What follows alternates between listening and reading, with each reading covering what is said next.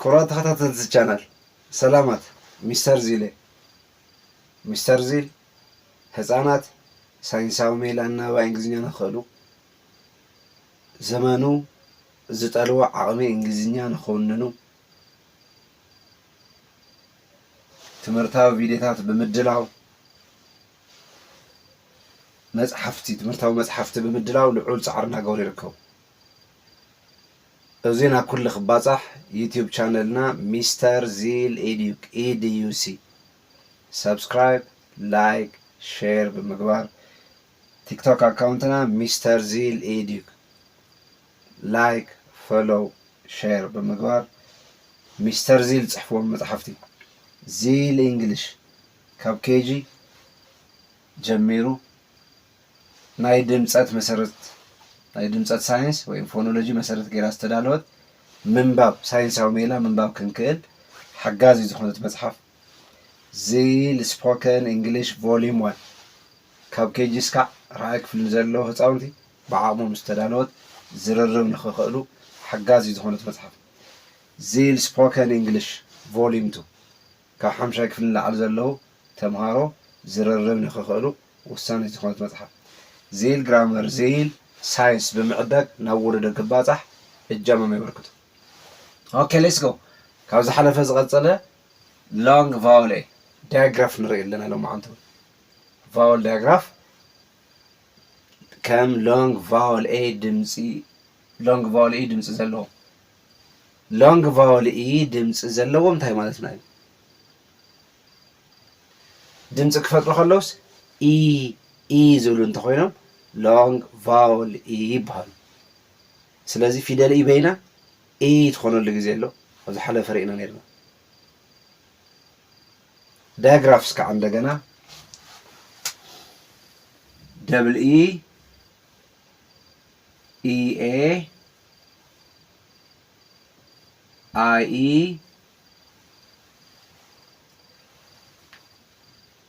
ሎንግ ኢ ሳውንድ ኦር ሎንግ ቫውል ኢ ሳውንድ ኣለዎም ኢልና ርኢና ነርና ሲ ቢ ወዘተ ዝብሉ ስኢ ብኢ ስለዚ ኢ ዝብል ስለ ዘለወን ክልተአን ኢ ሓንቲ ድምፂን ዝባና ንሳ ከዓ እንታይ እያ ኢ ሶ ሎንግ ቫውል ኢ ትኾነላ ማለት እዩ። ትኢ ቲ ስኢ ሲ ሕዚ እውን ኢኤ ክልተአን ኢ ዝብል ድምፂ ከም ዝፈጥራ ንርኢ ኣለና። ኣብዚ ከዓ አቺቭ ሶ አይ ኢ ዝብል ድምፂ ከም ዘለዋ ርኢና ነርና። ሎማዓንቲ ከዓ ካብ ዝሓለፈ ዝቐፀለ ኢ ድምፂ ዘለዎም ክልተ ፊደላት ክንርኢና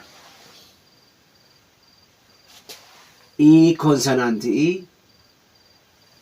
ኢ አይ ክንርኢና ሎማዓንቲ ሶ ኣብዚኣ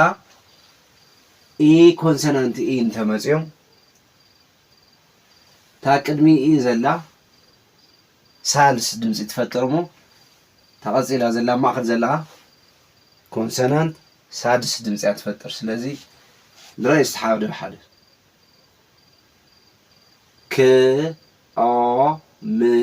ፕ ል ኢ ሊ ትኸውን ክኦምፕ ሊ ት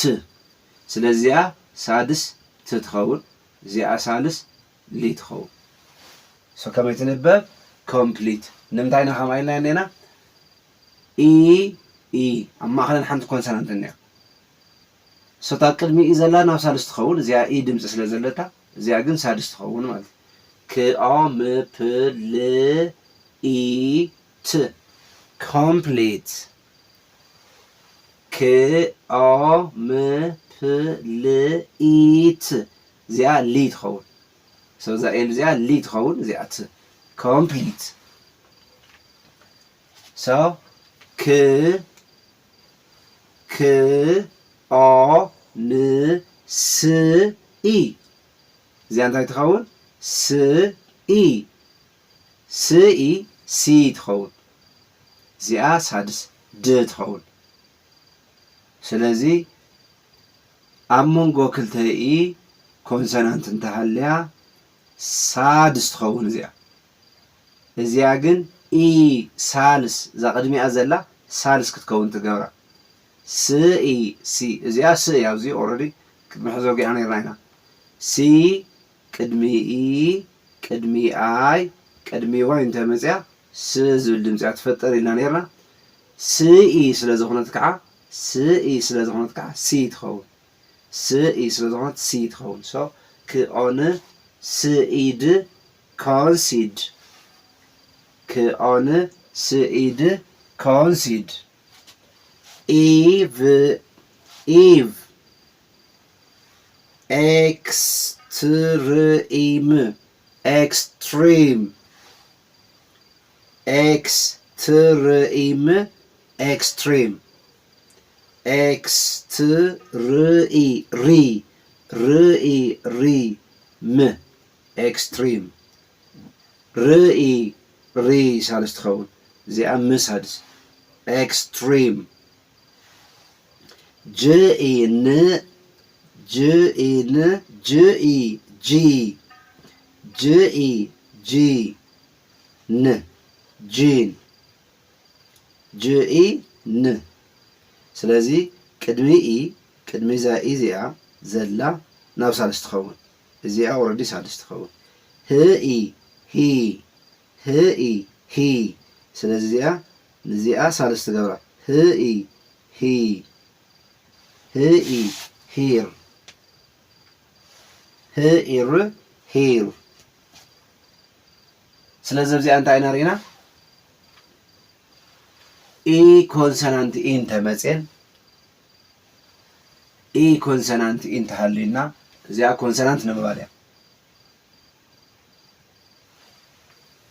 ቅድሚ ዛ ቫውል እዚኣ ቅድሚ ኢ ዘላ ኮንሶናንት ሳልስ ትኸውን ንምንታይ እዚኣ ኢ ዝብል ድምፂ ስለ ትፈጥር ሰብ ድሕሪኡ ዘሎ እዚኣ ሳድስ ትኸውን እዛ ኣብዚኣና ምንም ድምፂ የብላን ማለት እዩ ስለዚ ኢ ኮንሶናንት ኢ ኣብ ዝህልወሉ እዋን ክኦም ፕል ኢት ኮምፕሊት ክኦን ስኢድ ኮንሲድ ኢቭ ኤክስትርኢም ኤክስትሪም ጅኢን ጂን ህኢር ሂር ካብዚኣ እንታይ ኢና ንርዳእ ኢ ኮንሶናንት ኢ እንተመፅን እዛ እዚኣ ኢ ዝብል ድምፂ ከም ትፈጥር እዩ እታ ቅድሚኣ ዘላ ኮንሶናንት ናብ ኢ ከም ትቕይራ ርኢና ኢኣይ ኢኣይ ሓቢረን እንተመፅን ከዓ ኢ ዝብል ድምፂ ይፈጥራ ስለዚ እዚኣ እንታይ ኢና ርኢና ኢ ሳውንድ እዚኣ እንታይ ኢና ርኢና ኢ ሶ ሎንግ ቫወል ኢ ንርኢ ኣለና ማለት እዩ ኣብ ዝሓለፈ ኣይ ኢ ኢ ከም ዝኾነ ርኢና ነርና ሕዚ ከዓ ኢኣይ ኢኣይ ኢኣይ ኢ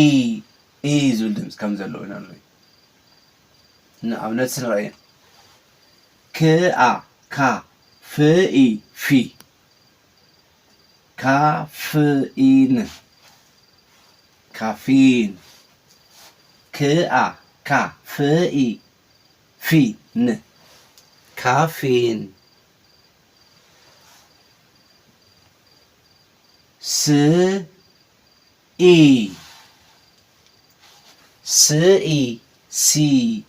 ስኢ ሲ ልኢንግ ሲሊንግ ስኢ ሲ ስኢ ሲ ልኢንግ ሲሊንግ ስለዚ ኣብዚኣ እንታይ ንሪኢና ኢኣይ ኢ ዝብል ድምፂ ከም ዝህበና ስለዚ ኢኣይ ሓቢሮም ተመፅኦም ኢ ዝብል መናበብ ይኾኑ እሞ እታ ቅድሚታ ዘላ ኮንሶናንት ናብ ሳልስ ትቕይራ ናብ ሳልሳይ ፊደል ድምፂ ተቐይራ ክኦን ስኢት ክኦን ኮን ስኢ ሲት ኮንሲት ክኦን ኮን ስኢት ሲት ኮን ሲት ሰብዚ እውን ኢአይ ኢ ዝብል ድምፂ ከም ዘለዋ ርኢና ኣለና ድኢ ስኢቭ ድኢ ስኢቭ deceive ድኢ ስኢቭ deceive ስለዚ ኢአይ ዝብል ድምፂ ትፈጥር እሞ ነታ ቅድሚታ ዘላ ኮንሰናንት ናብ ሳልሳይ ፊደል ድምፂ ወይ ናብ ሳልስ ተቐይራ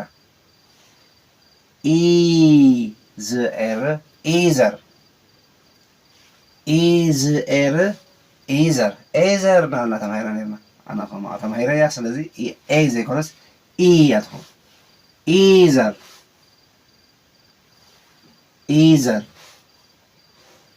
ኢዝኤር ኢዘር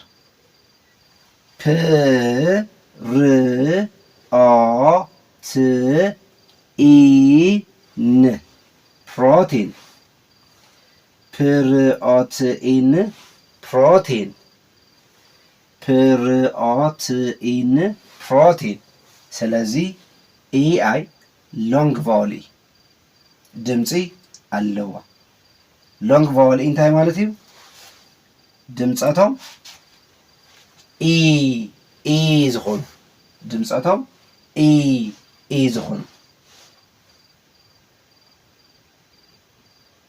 ፊደላት ወይ ከዓ ግሩፕ ኦፍ ሌተርስ ኦር ዳያግራፍስ ሎንግ ቫወል ተባሂሎም ይፅውዑ ስለዚ ሎማዓንቲ እዚ ይመስል እዚ ቪድዮ ካብ ዝሓሸ ንክኸውን ዘለኩም ሓሳብ ፀሓፉልና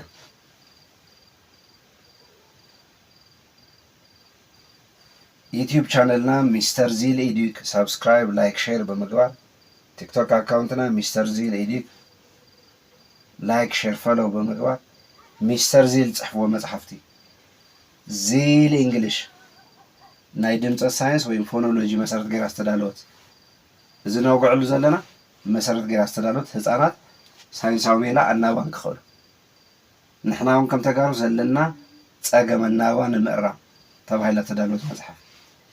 ዚል ስፖከን እንግሊሽ ቮሊዩም 1 ንህፃናት ካብ ኬጂ ጀሚራ እስካብ 4ይ ክፍሊ ዘለው ብዓቕሞም ዝተዳለወት መጽሓፍ ዚል ስፖከን እንግሊሽ ቮሊዩም 2 ካብ 50 ንላዕሊ ዘለው ተምሃሮ ዝርርብ ንኽእሉ ዝተዳለወ ዚል ግራመር ዚል ሳይንስ ብምዕዳግ ናብ ወለዶ ክባፃሕ እጃመ ይምልከቱ ኣብ ቀፃሊ እስካብ ንረኸብ ሰላም ድሓን ከኒ